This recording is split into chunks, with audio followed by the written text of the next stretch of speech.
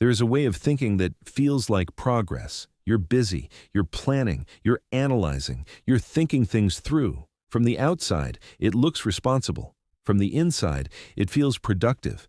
But something strange keeps happening. You end the day tired, yet nothing important actually moved forward.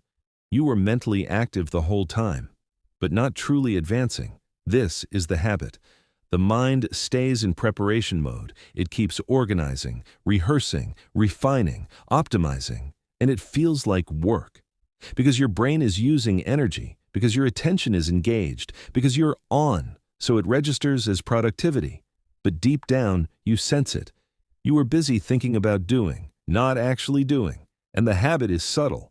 It doesn't feel like procrastination. It doesn't feel like avoidance. It feels like responsibility. Like you're being careful, like you're being thorough, like you're being smart. But this mental loop keeps you one step away from action. Always preparing, never quite beginning.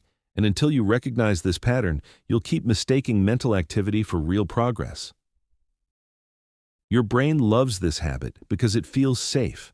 Action is uncertain. Action has consequences. Action exposes you to mistakes, judgment, and discomfort. Thinking does not. Thinking keeps you in control. So your mind learns a clever trick. If I keep analyzing, I don't have to risk acting. Planning feels responsible. Research feels intelligent.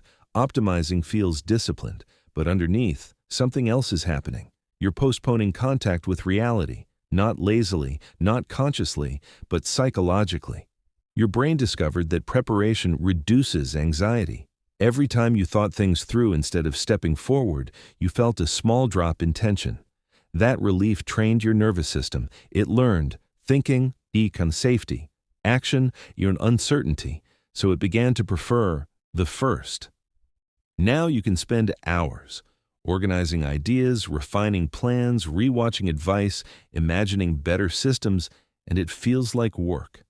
Because the brain is busy, because dopamine is released, because you're engaged. But engagement is not movement. This is why this habit is so deceptive. You don't feel stuck. You feel occupied. You don't feel afraid. You feel careful. You don't feel like you're avoiding. You feel like you're preparing properly. Yet days pass, weeks pass, and nothing concrete changes, because your mind is operating in a loop designed to feel productive without risking exposure. Here's the deeper layer. For intelligent, self-aware people, thinking becomes identity. I'm someone who reflects. I'm someone who considers all angles. I don't rush. So the habit gets moralized. Action starts to feel reckless. Speed feels shallow. Decisiveness feels premature, and suddenly staying in your head feels like maturity. But the nervous system doesn't evolve in ideas, it evolves in experiences. And the brain cannot learn confidence, clarity, or direction from thinking alone. It can only learn them from movement.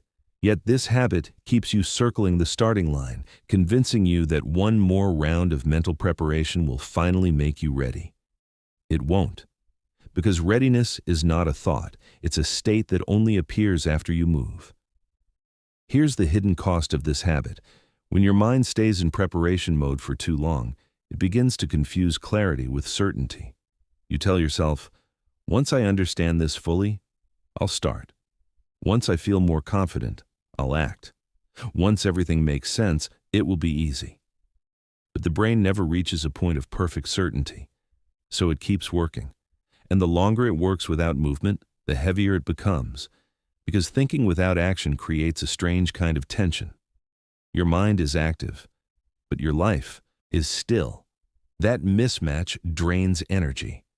It creates a feeling of effort with no reward, like revving an engine in neutral. You burn fuel, but you don't go anywhere. Over time, this turns into mental fatigue, not the tiredness of hard work, but the tiredness of unfinished motion. Your brain is constantly simulating future steps, imagining outcomes, predicting problems, preparing responses. But simulation without execution never resolves. So the mental loops stay open, and open loops demand attention. They whisper, not yet. Still not ready. Almost. That constant almost is exhausting. It slowly erodes motivation, Because motivation needs feedback from reality. It needs progress, friction, response, correction. But if all the effort stays internal, there's nothing for motivation to attach to. So drive turns into pressure. Curiosity turns into overthinking. Clarity turns into heaviness. You don't feel lazy. You feel stuck in a thoughtful way, which is more dangerous because it feels justified. It feels intelligent. It feels like you're being responsible. But underneath, the nervous system is craving closure. It wants an action to complete the loop. Without that, the mind keeps working, not productively, but compulsively. This habit doesn't end when you think more clearly. It ends when you let action become part of your thinking. Not dramatic action, not reckless leaps, just small, real movement. The brain needs evidence that it can step into uncertainty and survive. Not theories, not plans, experience. So you start with something simple. You move before you feel completely ready. You decide before you've considered every angle. You allow imperfection instead of waiting for clarity. At first, this feels uncomfortable. Your mind protests. Wait, let's think this through once more, just to be sure. But that protest is just the old habit, trying to keep control. You don't fight it. You don't silence it. You acknowledge it and move anyway. And something important happens. Reality responds. You get feedback. You adjust. You learn. The mental loops finally close. Energy that was trapped in thinking flows into doing. Confidence doesn't come from perfect understanding. It comes from seeing that you can act, adapt, and continue. And gradually, the habit that once felt productive loses its grip. Not because you forced it to stop, but because your brain learns that movement is safer than endless preparation. Thinking becomes a tool again, not a refuge, and progress finally feels like progress.